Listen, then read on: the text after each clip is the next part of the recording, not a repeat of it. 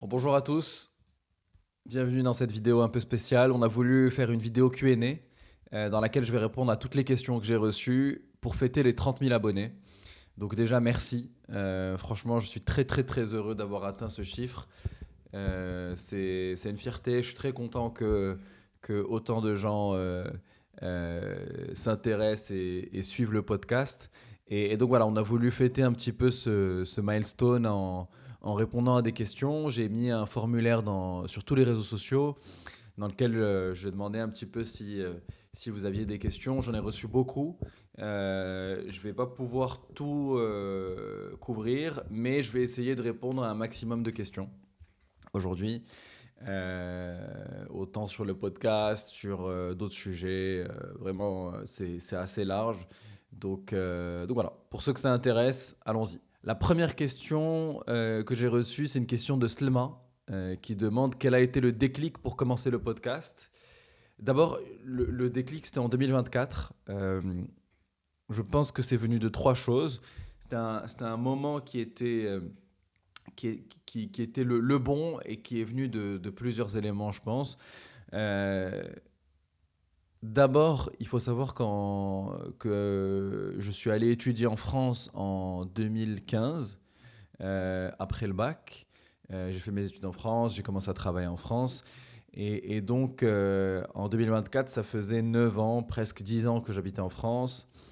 Et comme beaucoup de gens, que ce soit au Maghreb ou à l'étranger, je voyais cet intérêt, cette dynamique qu'il y avait au Maroc, qu'il y a toujours. Et je me rendais compte que c'était un petit peu compliqué de me renseigner sur les nouveaux projets, les initiatives, les entreprises, les entrepreneurs, un petit peu sur tout ce qui se passait. Je voyais qu'il se passait des choses, mais j'avais du mal à bien comprendre euh, un petit peu dans le détail et dans la nuance ce qui se passait au-delà de ce que je pouvais lire sur les news, sur les magazines un petit peu en ligne, etc. Au-delà de ça, j'avais du mal un peu à m'informer. Donc, je pense que j'avais cette envie au-delà de juste me reconnecter, mais vraiment de cette envie de comprendre. Euh, à la fois à l'échelle des entreprises, des institutions, et à l'échelle des personnes. Comprendre un petit peu qui sont les gens qui mènent des projets intéressants au Maroc. Donc ça, c'était un petit peu la première chose, je pense. La deuxième, c'est un peu moins déclic. En fait, c'est plus un intérêt. Moi, j'ai toujours beaucoup aimé les podcasts. J'ai toujours beaucoup écouté de podcasts depuis plusieurs années. En général, plutôt sur des sujets business, parce que c'est un peu les sujets qui m'intéressent. Les podcasteurs que j'écoute le plus, j'ai beaucoup écouté Mathieu Stéphanie, qui a un podcast qui s'appelle Génération Do It Yourself.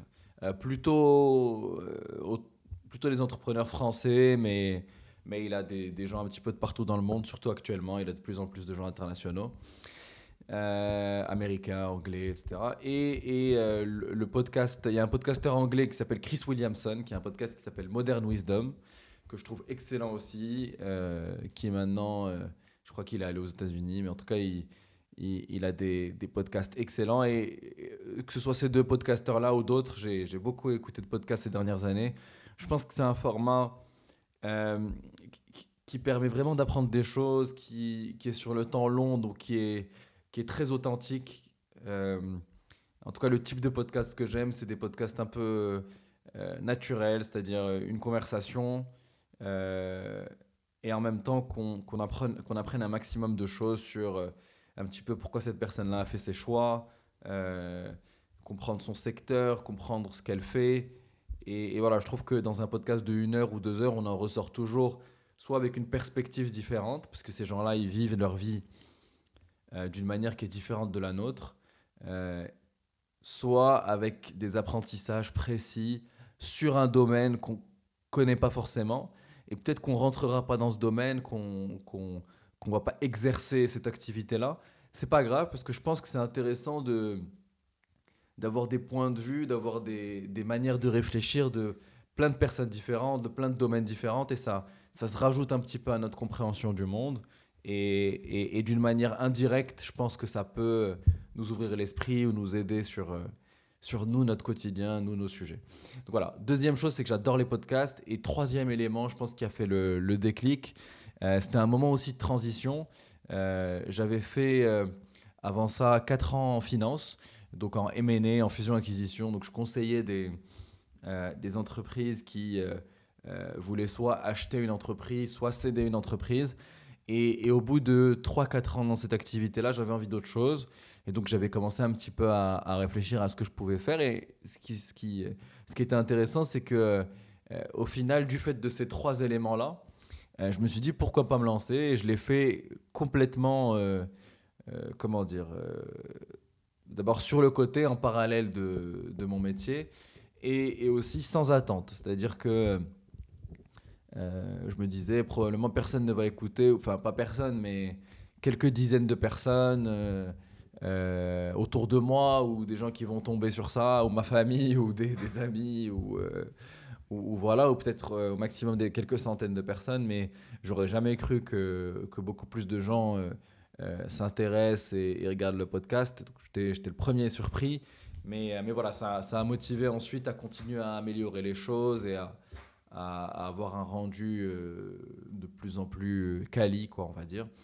Mais en tout cas, voilà, c'est les trois éléments qui ont fait que j'ai commencé à vraiment y réfléchir. Enfin, ça a commencé à être une idée persistante début 2024. J'ai commencé à vraiment me dire que j'allais le faire en mai, juin, et je me suis lancé en juillet 2024. Et donc là, ça fait à peu près, euh, à peu près un an. Le premier épisode est sorti le 1er septembre 2024. Donc, en termes de publication, on fêtera un an en septembre. Mais en termes de vraiment début de travail et de vraie réflexion sur le podcast, là, on est à un an. Donc voilà, c'est un moment aussi important pour moi. Donc deuxième question, Hiba qui demande comment avez-vous financé votre podcast au début? Ce qui est intéressant, c'est ce que je disais juste avant, c'est que ça a vraiment commencé comme un projet, euh, un side project on va dire, ou un projet passion, où je me suis lancé dans ça les week-ends, les soirs après le travail. Et il y avait peu de coûts parce que je faisais tout moi-même. C'est-à-dire que c'est moi qui m'occupais du montage, c'est moi qui m'occupais des réseaux sociaux, c'est moi qui m'occupais d'essayer de faire connaître le podcast. Et je faisais tout, la recherche des invités, la préparation, etc. Et bien sûr, jusqu'à aujourd'hui, c'est moi qui cherche les invités, qui prépare les questions, etc. Mais maintenant, j'ai de l'aide sur certaines choses, sur le montage, sur réfléchir un petit peu à comment faire connaître le podcast. Mais au tout début, c'est moi qui faisais 100% de, de tout ça. Et donc ça a fait que les coûts étaient très faibles. Euh, J'avais quand même pris le parti pris d'enregistrer en studio dès le début. Donc ça fait que j'avais des coûts relatifs au studio. Mais ça, enfin, c'était sur mes économies. Je me suis dit que c'était un investissement qui valait le coup parce que ça m'intéressait, ça me passionnait, j'avais envie d'apprendre des choses. Et donc, j'ai décidé de mettre un petit peu d'argent dans ça, mais ça ne représentait pas beaucoup. C'est-à-dire que la majeure partie, c'était moi qui faisais les choses, et donc c'était possible de le faire moi-même. Euh, donc voilà. Ensuite, question de Hamza. Vous avez fait une école de commerce après votre diplôme d'ingénieur. Quelle était votre motivation derrière ce choix? Et qu'est-ce que vous en pensez maintenant? Quand est-il judicieux de faire ce choix à votre avis?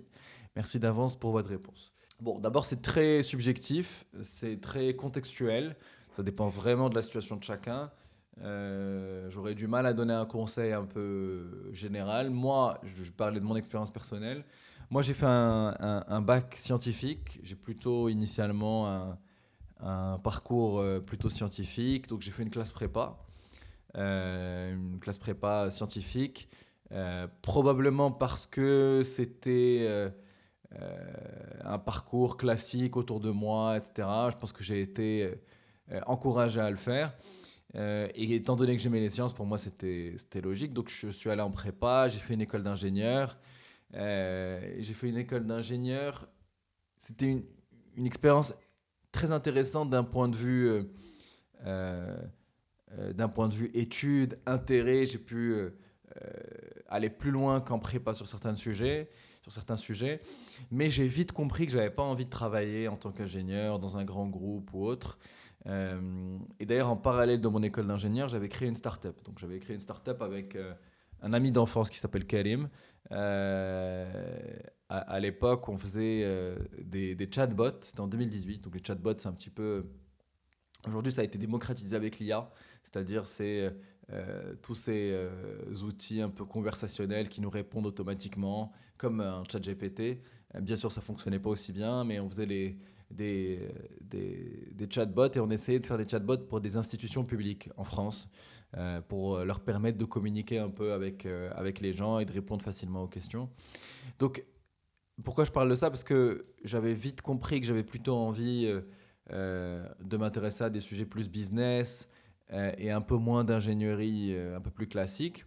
Et j'avais cette expérience-là qui m'a beaucoup plu et j'avais vu qu'il y avait un double diplôme avec une école de commerce, entre mon école d'ingénieur et une école de commerce. Et donc je me suis dit pourquoi pas. Ça va me permettre d'apprendre un petit peu des sujets différents, de comprendre un petit peu tous ces mots dont j'avais entendu parler, que je ne comprenais pas, de management, de comptabilité, etc.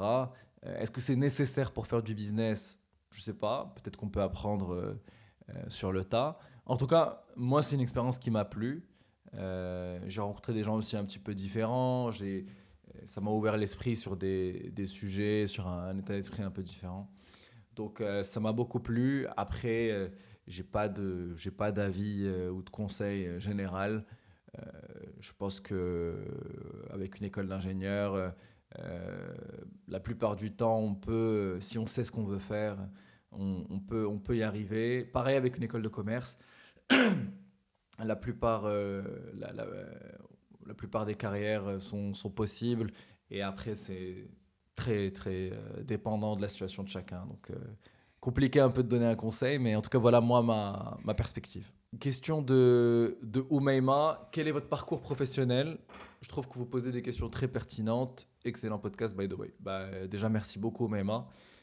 C'est super sympa. Donc voilà, mon parcours professionnel, j'en parlais. J'ai fait un parcours scientifique, classe prépa scientifique, PCSI, PC, école d'ingénieur. J'avais monté une start-up en parallèle de mon école d'ingénieur. Ensuite, j'ai fait un double diplôme, j'ai rejoint une école de commerce.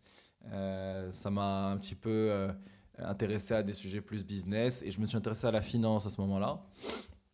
Plutôt finance d'entreprise, donc il y a finance de marché, plutôt trading, etc. Moi, c'était plutôt finance d'entreprise, donc banque d'affaires, banque d'investissement. Et donc, je suis allé en fusion-acquisition. Et comme je disais un petit peu plus tôt, la fusion-acquisition, euh, déjà, c'est du conseil. On appelle ça banque d'affaires, mais c'est du conseil et c'est du conseil financier. Donc, on a des clients qui sont soit des entreprises, soit des fonds d'investissement et qui ont soit envie d'acheter une entreprise, soit envie de vendre une entreprise, soit de faire d'autres transactions comme rentrer en bourse, sortir de bourse, etc. En tout cas, c'est toujours ce type d'opération. Les opérations les plus courantes, c'est de vendre ou d'acheter une entreprise. Et le conseiller financier ou le banquier d'affaires, c'est celui qui va un petit peu réfléchir à comment valoriser l'entreprise, comment la présenter, quels sont les bons acheteurs, quelles sont les bonnes cibles à acheter lorsqu'on est plutôt du côté de quelqu'un qui veut acheter une entreprise. Donc voilà, c'est un petit peu tout ça et c'est un métier qui est intéressant parce que on travaille avec plusieurs clients en même temps et donc on s'intéresse à beaucoup d'entreprises différentes, beaucoup de secteurs différents. On comprend des business models un petit peu variés. On rencontre aussi beaucoup d'entrepreneurs, beaucoup de managers d'entreprises et donc je pense que ça ouvre un petit peu l'esprit sur différents types de business. Et voilà, moi, ça m'a passionné et je pense que ça m'aidera même pour aujourd'hui et pour mes prochaines activités. Prochaine question, Mariam, qui vous finance? Qui est derrière vous? très clair, qui nous finance, c'est les sponsors. Donc, ce qui nous permet de produire des podcasts, ce qui nous permet de faire du travail de qualité, c'est qu'on a des sponsors qui nous accompagnent, qui sont visibles dans les épisodes. Vous avez sûrement vu qu'on a Samsung, on a Sketch, la marque de mobilier, on a TapTapSend, on a Aura Technologies, on a aussi l'UM6P avec lesquels on a fait un super projet ensemble dans le cadre du Deep Tech Summit, donc il y a un événement Deep Tech qu'ils organisent.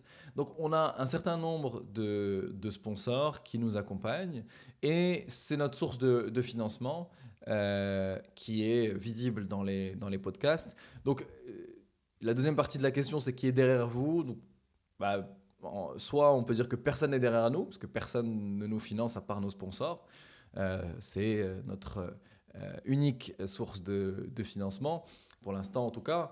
Et donc, notre financement vient de nos sponsors, donc on pourrait dire que c'est eux qui sont derrière nous. Ou si, Mariam, tu veux dire, est-ce qu'il y a quelqu'un ou une entreprise ou une institution qui est derrière nous? Bah pour le coup, non, personne n'est derrière nous parce qu'on ne dépend de personnes. En tout cas, pour faire notre travail, on a bien sûr besoin d'avoir des sponsors. Et donc, on pourrait dire que, entre guillemets, on dépend en tout cas en termes de manière de nous financer de nos sponsors qu'on adore, dont on est super fier et qui nous permettent de faire du bon travail. Donc, prochaine question. Ahmed, tu te vois faire ça combien de temps? Très sincèrement, je me vois faire ça toute ma vie.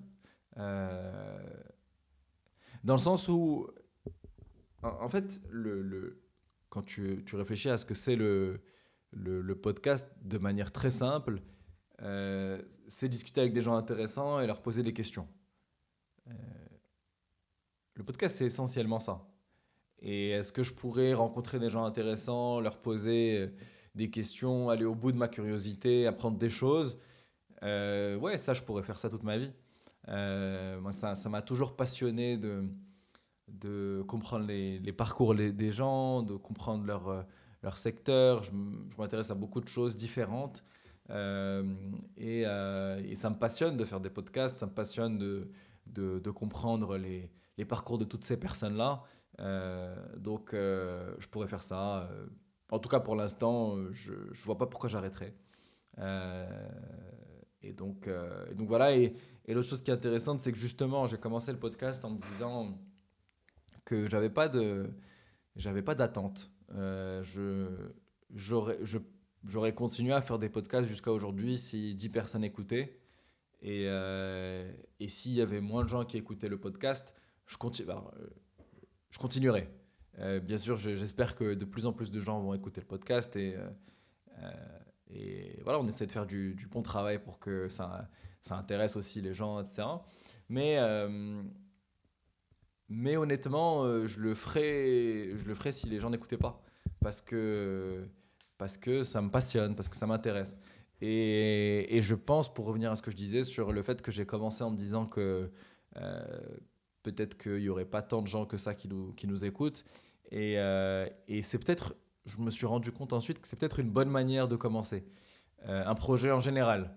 Parce que le fait de ne pas me mettre de pression, le fait de ne pas avoir d'attente, de ne pas avoir de résultats espérés, ça a fait que je l'ai fait d'une manière authentique, d'une manière naturelle.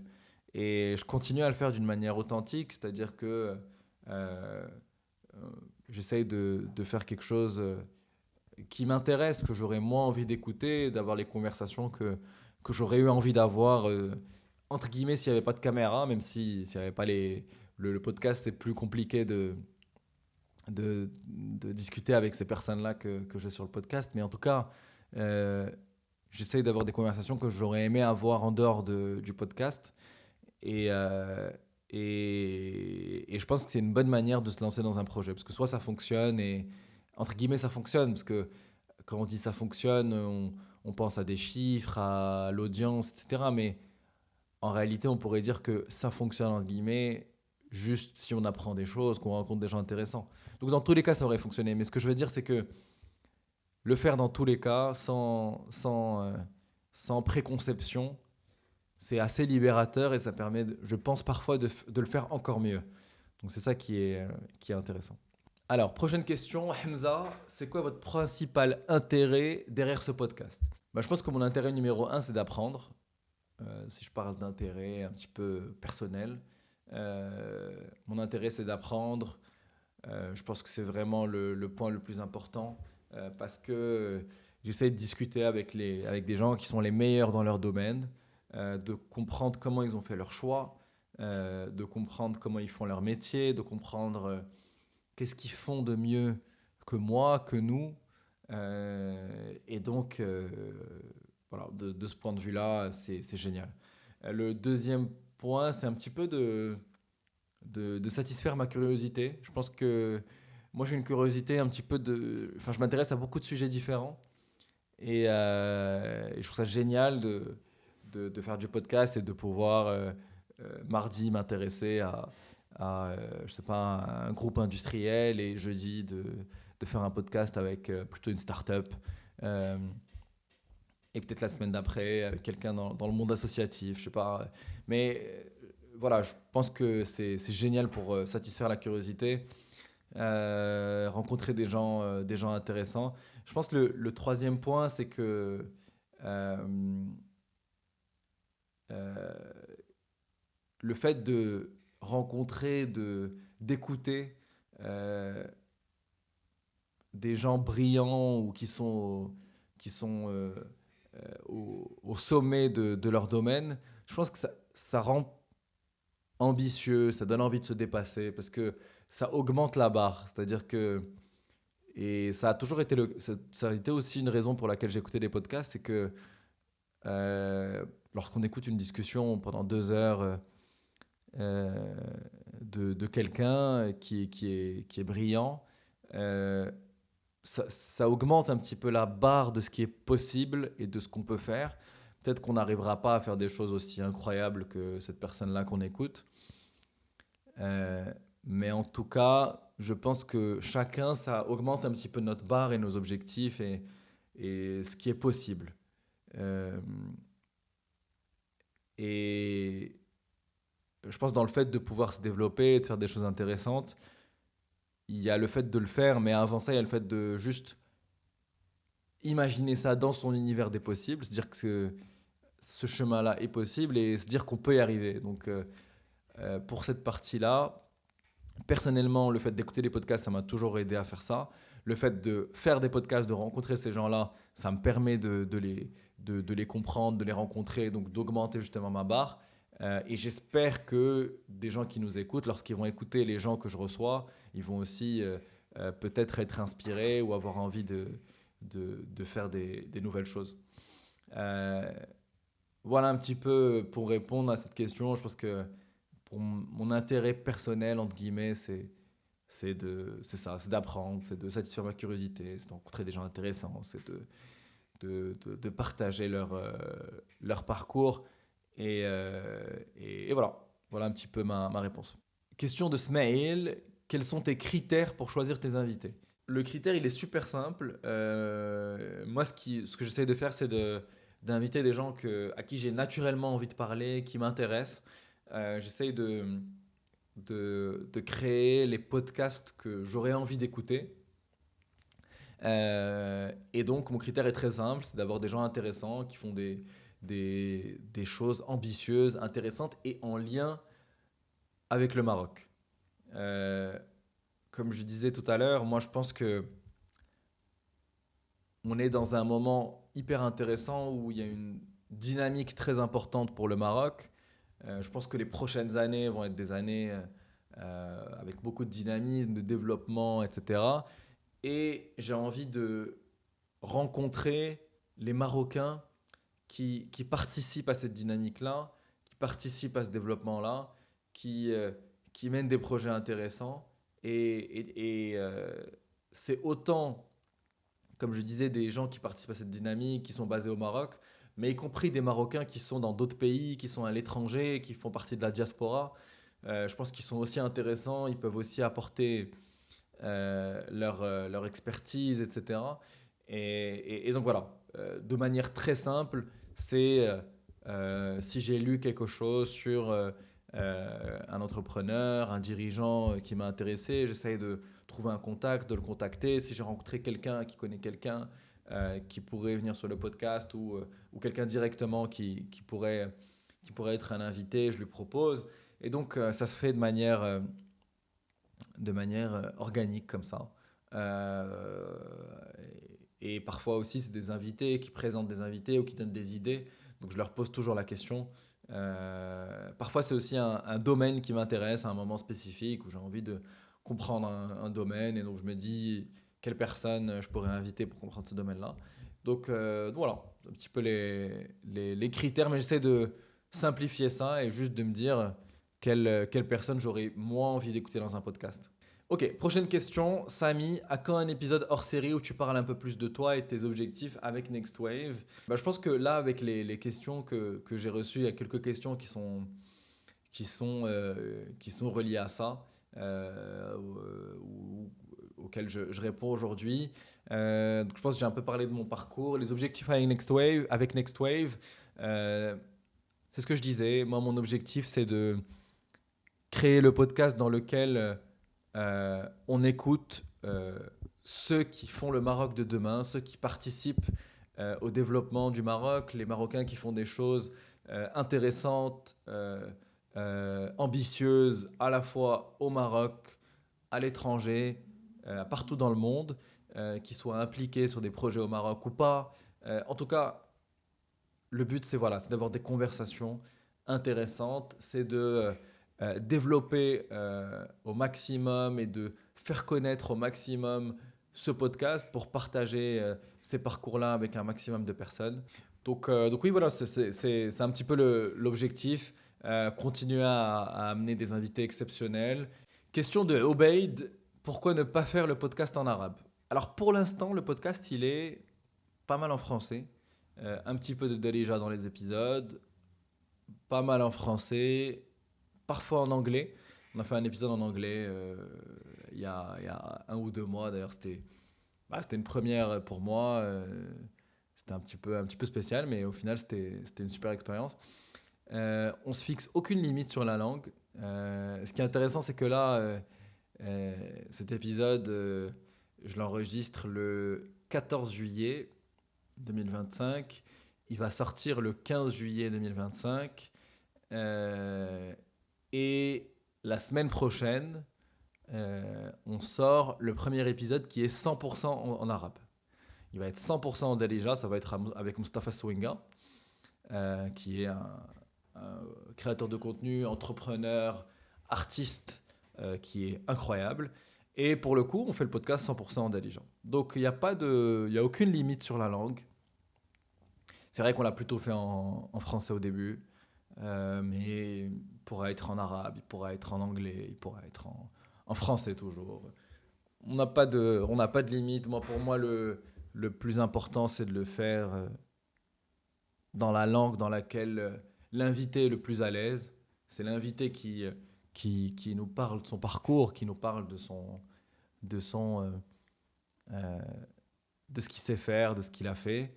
Moi, je suis un peu là pour poser des questions, pour creuser un petit peu les bons sujets.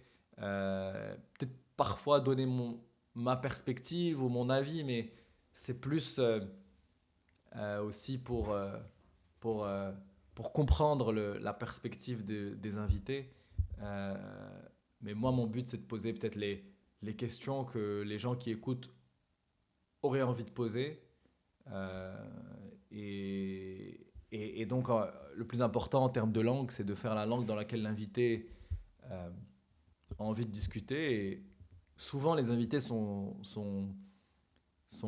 à l'aise dans plusieurs langues, que ce soit Mustafa Swinga, que ce soit les invités que j'ai eus avant.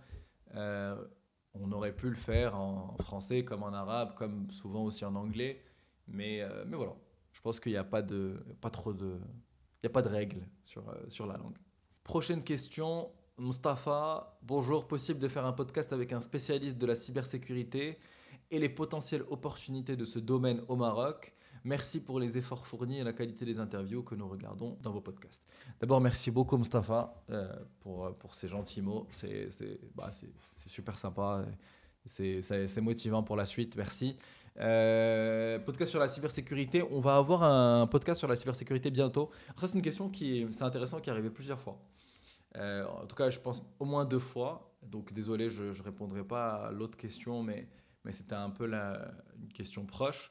Et donc oui, c'est un sujet qui est hyper intéressant, dont on parle beaucoup. Et donc on va recevoir un entrepreneur euh, qui a une start-up dans la cybersécurité, une très très belle start-up marocain voilà, qui fait des choses intéressantes.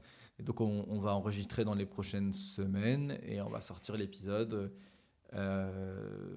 pareil dans les prochaines semaines ou prochains mois, je pense rapidement après l'enregistrement. Donc voilà, on va couvrir le sujet. Ça intéresse beaucoup de gens et moi aussi. Donc bien sûr, on va le faire. Question de Aziz, pouvez-vous réduire votre cadence de une semaine vers chaque 15 jours pour que nous puissions voir tous vos épisodes? Déjà merci, parce que ben, voilà, je suis content que vous ayez envie d'écouter la plupart des épisodes ou beaucoup d'épisodes. Euh, on a commencé les podcasts avec un épisode tous les 15 jours. Euh, Rapidement, on a eu envie de faire plus. Euh, donc on est passé de 15 jours à un par semaine. Donc un par 2 semaines à un par semaine. C'est un petit peu notre rythme en ce moment, avec parfois des fluctuations, etc. Mais en tout cas, on a quasiment tenu ce rythme. Enfin, on a tenu ce rythme, je pense, 100% du temps. Donc on a fait un épisode par semaine. Et honnêtement, c'est juste qu'il y a tellement de gens à recevoir et tellement d'invités passionnants, il y a tellement de podcasts à faire que un toutes les 2 semaines, je sais pas, je pense qu'on peut faire plus. Un par semaine, c'est bien. Peut-être qu'on en fera encore plus, peut-être qu'on en fera, je sais pas. Mais dites-moi un petit peu ce que vous en pensez. Ça, pour le coup, c'est une vraie question que j'ai et qu'on a dans l'équipe. Euh, donc ouais, je veux bien avoir votre avis. Et j'en profite aussi pour répondre à une autre question qui est arrivée dans plusieurs questions sur l'équipe de Next Wave. Je ne suis pas tout seul, bien sûr, pour faire ça. Je suis accompagné de Siham, qui s'occupe de la production, euh, qui est brillante, qui m'aide sur la production du podcast. Je suis aussi accompagné de Karim, qui s'occupe de tout ce qui est vidéo, de tout ce qui est editing, qui est aussi brillant. Donc voilà, sur la partie prod, sur la partie editing, on a aussi des gens qui nous aident sur la partie captation. Euh, Lorsqu'on enregistre les podcasts, c'est aussi une partie super importante. Younes notamment, qu'il faut citer. Donc voilà, je ne fais pas ça tout seul du tout. Je pourrais pas le faire tout seul. Et voilà, c'était juste pour parler aussi de l'équipe qui permet de faire du contenu de qualité, qui permet justement de suivre cette cadence. Et c'est une question qui est venue un petit peu, en tout cas sous différentes formes à différents moments. Donc j'en profite pour dire ça. Question suivante. Joseph, comment tu gagnes ta vie? Tu es payé par les invités également ou seulement par YouTube? Donc on a parlé un peu plus tôt des sponsors. Euh, donc est-ce qu'on est payé par les invités? Non, pas du tout. Donc, déjà pour répondre précisément. Euh, les invités, l'objectif, c'est pas qu'ils nous payent pour venir sur le podcast, c'est qu'on ait des conversations intéressantes avec eux et c'est nous qui allons les chercher la plupart du temps. Parfois, c'est des invités qu'on rencontre, qui veulent bien passer sur le podcast et bien sûr, ils passent sur le podcast, mais en général, quasiment 100%, enfin la plupart du temps, c'est nous qui allons chercher les invités. Et non, aucun invité n'a payé pour passer sur le podcast et aucun invité ne payera pour passer sur le podcast. Je ne sais pas si c'est un modèle qui existe. Moi, j'ai entendu qu'il y a des podcasts qui font ça. Euh, Honnêtement, moi, je pense que c'est pas du tout une bonne idée parce que Le but, c'est d'avoir une conversation qui soit naturelle, qui soit authentique. Euh, le- L'idée, c'est que l'invité nous raconte un petit peu sa vie, qu'il s'ouvre, qu'il nous parle euh, de ses grands choix dans sa vie, de ses projets, etc. Et donc non, je pense que mettre de l'argent dans cette relation-là, ça nuit beaucoup bah voilà, à la discussion. Je pense qu'on ne peut pas avoir la même discussion. Donc, juste pour répondre à cette question rapidement, donc non, bien sûr, je ne suis pas payé par les invités. Et NextWave n'est pas payé par les invités. Et aucun invité n'a payé ou ne paiera, bien sûr. Business model, donc intéressant. Donc, la fin de la question, c'est est-ce que tu es payé seulement par YouTube? Donc, les plateformes font ce qu'on appelle du revenu sharing, donc que ce soit YouTube par exemple, Spotify, etc. Et elles reversent une partie de ce qu'elles gagnent aux podcasteurs, aux gens qui créent du contenu, etc. Euh, mais ça représente très très très très peu d'argent.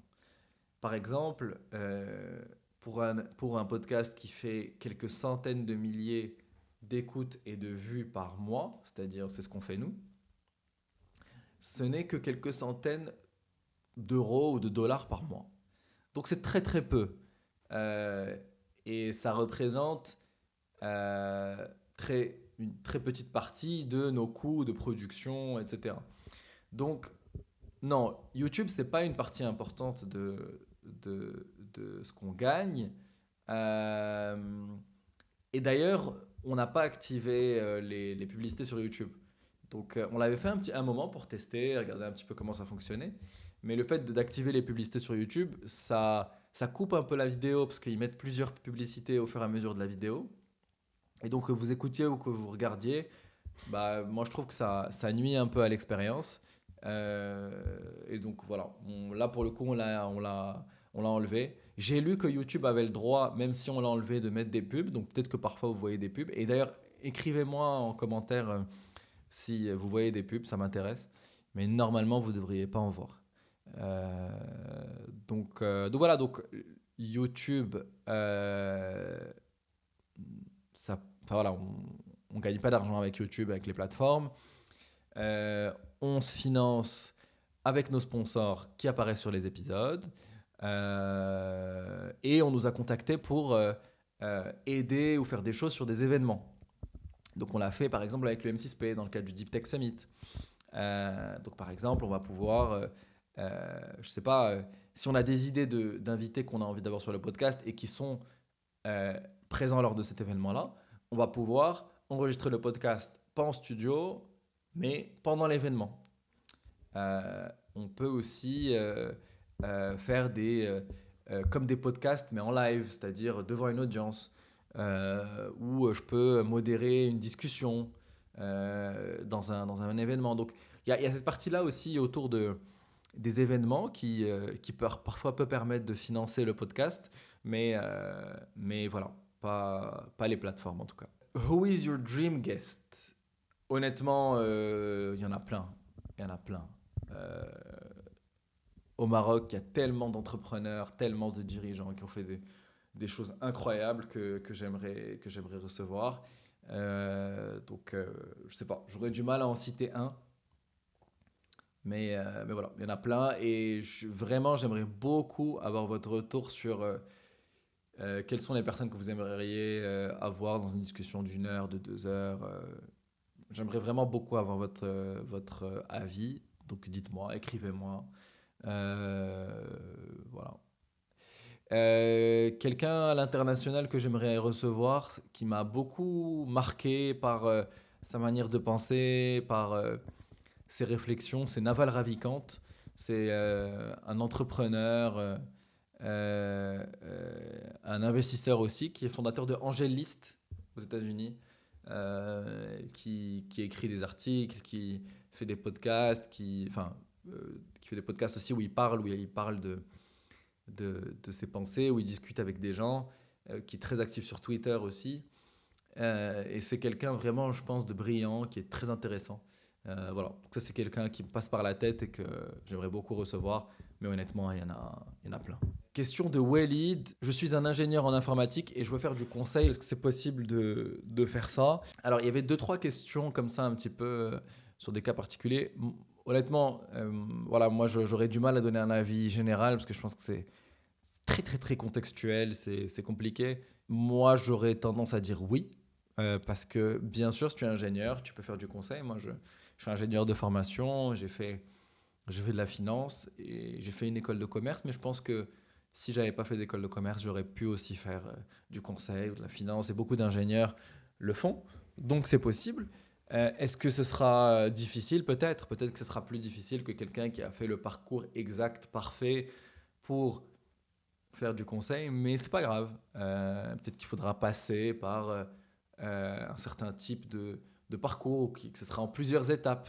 Euh, Passer par un travail ou un métier avant d'arriver au conseil. Si c'est compliqué de le faire, mais non, peut-être aussi qu'on peut le faire juste directement. Donc voilà, Walid, honnêtement, j'ai pas de conseils parce que je peux pas donner des conseils généraux, juste parce que je sais pas. Euh, donc voilà. Mais j'aurais tendance à dire oui. Ce que j'ai appris dans les podcasts, c'est, euh, c'est que la plupart des gens que je reçois dans les podcasts, ils ont fait beaucoup de choses et parfois sans trop se demander s'ils étaient légitimes ou si c'était les bonnes personnes pour le faire. Parfois, ils ont fait des choses qu'ils ne savaient pas faire et juste ils se sont lancés. Euh, donc ouais, moi je pense que c'est possible. Question de Hassan, penses-tu interviewer les jeunes talents marocains ou ce n'est pas dans tes plans? Bien sûr, 100%. On a, déjà, on reçoit des entrepreneurs de tous les âges, euh, toutes les expériences, etc. Et des jeunes talents aussi. Et de plus en plus, on aura aussi des plus jeunes, des gens qui viennent de se lancer pour comprendre leur parcours, leur poser des questions, etc. Et je pense que ça peut parler à beaucoup de gens. Donc, ouais, ouais, bien sûr, c'est prévu. Et si vous avez des idées justement de jeunes euh, qui voudraient passer sur un podcast, je suis preneur, donc dites-moi. Question de Hamza. Pourquoi Nextwave est basé aux États-Unis et pas au Maroc? Alors, Nextwave est basé au Maroc. C'est juste que, en fait, dans la newsletter, d'ailleurs, ceux qui ne sont pas abonnés à la newsletter, allez-y. C'est sur letter, letter.nextwave.ma. Donc, ceux qui sont abonnés à la newsletter, ils reçoivent la newsletter et tout en bas, il y a une adresse aux États-Unis. Et ça, c'est juste parce que c'est l'adresse qui se met automatiquement sur la plateforme que j'utilise pour envoyer les newsletters. En fait, dans l'option gratuite sur la plateforme, il y a une adresse par défaut. Pour la changer, il faut avoir un plan payant sur la plateforme. Et donc, juste, en fait, c'est l'adresse de cette plateforme-là qui permet d'envoyer les mails. Donc, voilà. C'est pas du tout, je suis pas du tout basé aux États-Unis. Prochaine question. Mohamed Adnan, seriez-vous intéressé de concevoir un événement networking entre jeunes investisseurs, entrepreneurs, start-upers? Je suis doctorant avec une vision business. Alors si Mohamed, oui, c'est une idée qu'on se disait pourquoi pas. Je veux bien avoir votre avis. On se disait que ce serait intéressant de temps en temps de faire des petits événements assez faciles, assez simples.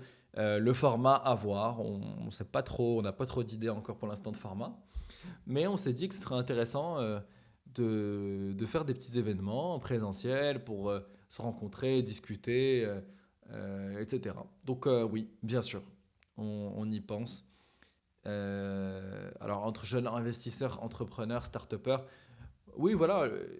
Zama, le but, c'est en général de rencontrer des gens euh, lors d'événements. Donc, why not? Why not? Mais je veux bien votre avis dessus et voir un petit peu si ça pourrait vous intéresser. Donc, dites-moi. Dites-moi en commentaire où vous voulez si ça pourrait être intéressant. Voilà, c'était la dernière question. Merci beaucoup. Merci à tous ceux qui ont posé des questions. Désolé aux quelques personnes à qui on n'a pas pu répondre, mais je pense qu'on a répondu à peu près à toutes les questions parce que parfois il y avait des questions qui revenaient un petit peu. Donc je pense qu'on a répondu à peu près à tout le monde. Merci à tous ceux qui écoutent le podcast, qui nous encouragent, voilà, merci beaucoup. On est très très fiers d'avoir autant de gens qui nous écoutent. Parfois, moi, ça me surprend, moi le premier, de voir que ça intéresse autant de gens. Donc, je suis très content, je suis on est très fiers que ce qu'on fait intéresse. Et on va continuer à essayer de faire des podcasts de qualité, à essayer de faire du bon travail et d'inviter des gens exceptionnels qui vont nous raconter un petit peu ce qu'ils ont fait, comment ils l'ont fait, et ce qu'ils comptent faire et comment ils vont le faire. Euh, et merci. Voilà. Merci de nous accompagner, de nous soutenir. Et à la prochaine. Merci beaucoup. Merci beaucoup d'avoir écouté cet épisode jusqu'au bout. Si vous avez aimé cet épisode, partagez-le autour de vous, abonnez-vous à la chaîne. Et comme vous le savez, on est sur YouTube, mais aussi sur Spotify et Apple Podcasts. Donc partagez Next Wave autour de vous pour nous aider à faire connaître ces podcasts.